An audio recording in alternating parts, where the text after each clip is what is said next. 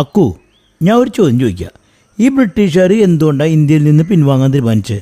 അത് എന്റെ ഊഹം വെച്ച് പറയുകയാണെങ്കിൽ ബ്രിട്ടീഷുകാരുടെ കയ്യിലുള്ള പിന്നൊക്കെ തീർന്നു പോയിട്ടുണ്ടാവും. അതുകൊണ്ടായിരിക്കും അവർ ഇന്ത്യയിൽ നിന്ന് പിൻവാങ്ങിക്കാൻ തീരുമാനിച്ചത്.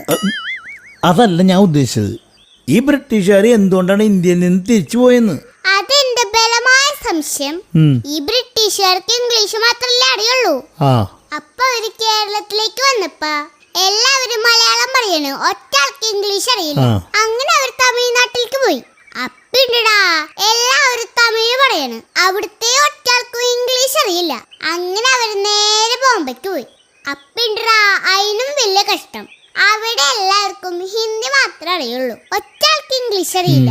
അവസാനം അവർക്ക് മനസ്സിലായി ഇവിടെ നിന്നിട്ട് കാര്യമില്ല, കാരണം ഒറ്റ ആൾക്ക് ഇംഗ്ലീഷ് അറിയില്ല. അങ്ങനെയാണ് ബ്രിട്ടീഷുകാര് തിരിച്ചു പോയത്.